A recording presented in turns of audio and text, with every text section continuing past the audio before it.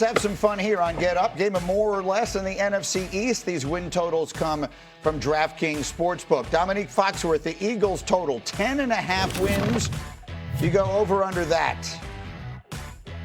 I got to go under. 11 is a lot of wins, so I think they'll be close to it. They'll be around 9 or 10 wins. I think that's going to take some adjusting, assuming they move on from A.J. Brown. This defense is still incredibly talented. They're going to be a very good team, but 11 is such a big number to predict. I feel a lot more comfortable suggesting around 9 or 10 wins for this group. Shefty, let me check in with you on what he said there. The expectation is still couple weeks from now, the A.J. Brown thing gets done. Nothing has changed, Greeny. It is still tracking for a post-June 1st trade to New England. We'll see if the two sides can finalize compensation that would send A.J. Brown to New England. That's what I expect in the end, and I expect that trade to include a first-round pick in 2028. Okay, 28. So not the 27 draft that everyone is dying to be in. D-Wood, let's talk about their arch rivals. The Cowboys total is 9.5 wins. Which way do we go here? I'm going more.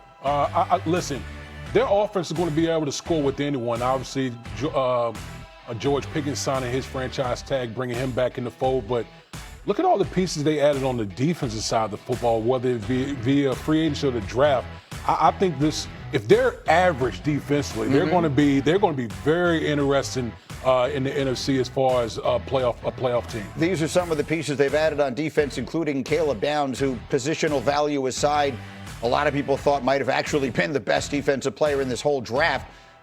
Dominique, people are real bullish on the Cowboys here. Are you one of them? Yeah, I'm one of them, and I'm going to fall into that trap. I think what D-Wood said is accurate. Like, offense is generally likely to continue to be as good as it was the season before. Like, it's a lot stickier of the side of ball than defense is. I think their defense, of course, needs to get a lot better to even get to average, and they added enough players, and with some healthy injury luck, they'll be a lot better on defense also. I think this team is going to be a lot more competitive than they've been in recent seasons. All right, and then let's get to one more team in here, because I want to get to this Jackson Dart stuff. The Giants' win total is 7.5. It's a pretty high number for a team that lost as many games as they did last year. Dominique, you going over on 7.5 wins?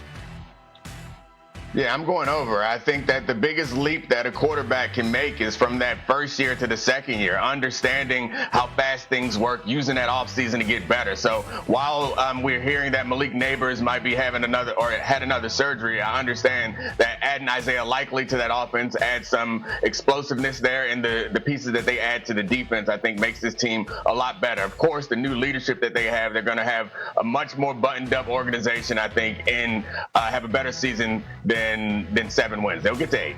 I'm going to get Shefty on Malik Neighbors in a minute, but I want you to hear this. You're going to have John Harbaugh. He'll be making his coaching debut for the Giants at home against the Cowboys, Week 1. That's the Sunday night game. They do it almost every year. Jackson Dart was at an event. He spoke to our Jordan Runnon, who covers the Giants for us, about the new feel of the offense for this season. And listen to the words he chose. I just think that we're very versatile. I think that starts there, and then the other thing is I just can't wait for all my boys to be back healthy. I'm excited for the pieces that we brought in. They're going to help us a ton, and we're just going to be a physical, violent team, and that goes on the offense side of the ball, defense side of the ball, and the special teams. So the boys can't, and I can't wait to get after it.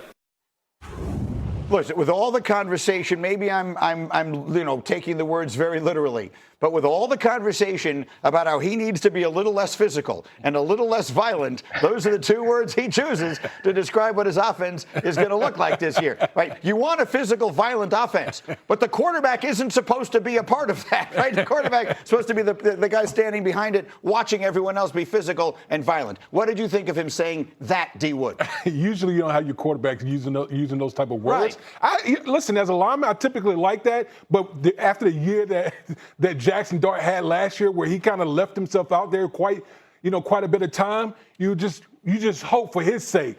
Just stay available. Don't put your body out there. You don't need to be violent as a player out there. You just need to be a ball distributor and help your team win. Nick, is he just using the words he's heard? You played for John Harbaugh. So I wondered, is he just using the words he has heard the coach using? What did you think of that?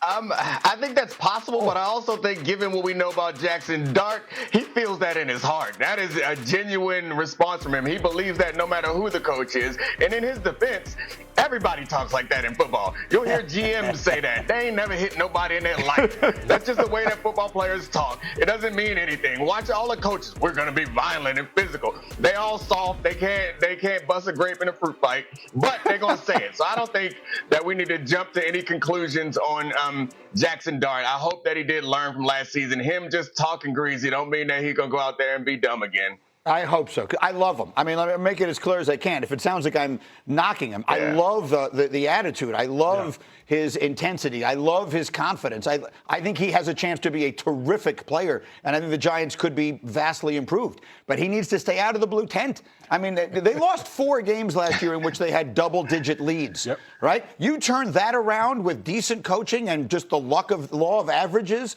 and the Giants, I think, have a chance to be a playoff team this year. The offense can be more physical. Jackson Dart can be less physical. That's what we need from Jackson Dart. I mean, I had Troy Aikman in here the other day, and he said that Troy, was talking to Dart before a game they were doing, and that he was talking about, you got to take care of your body, you got to watch yourself, and Jackson seemed to get it. And like the third play of the game, he's running into guys and all that sort of stuff. So that's just kind of who he is. That was the conversation that week about how he needed to take better care of himself. Right. And that conversation lasted for about 3 plays before he didn't take better care of himself, because that's just who he is as a player, and that's what he's used to. And you'd like to think that over time, that eventually the message will get through, but it's just not. This is the play. Right. He was supposed to take it easy that week. He was supposed to not take those hits. And what happens early in the game, third or so play, goes to the sideline and gets completely blown up on the sideline. That team needs him to be on the football field. That team may be physical on offense. He has to be as soft as anybody. He cannot take any hits like that. I made this comparison the other day with when Troy was here, and I don't know how well people remember this player. It reminds me of Jim McMahon. I covered the Bears when Jim McMahon was there. I don't know that people realize how good he should have been. Jim McMahon would have been a genuinely great Hall of Fame quarterback, but he played like a linebacker. He had a linebacker's mentality. In the 80s, we all loved that. We thought it was the greatest thing ever. In the meantime, his career was completely derailed by injury. He didn't have nearly the career that he could have had, and that's the part of this that worries me. Yeah, I think Jackson Dart can be an absolute superstar. I love watching him play. But again, like when you're the quarterback, you're literally the face of the whole operation.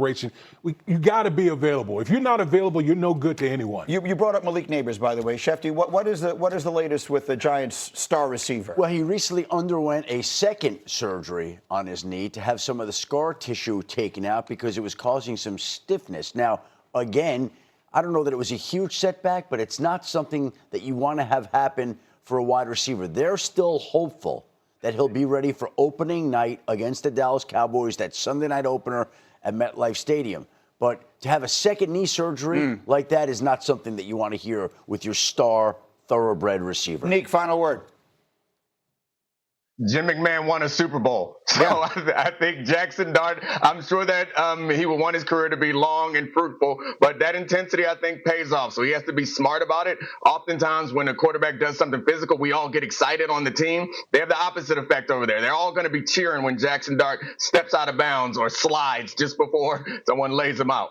Yeah, look, I love him. I think he has a chance to be an absolutely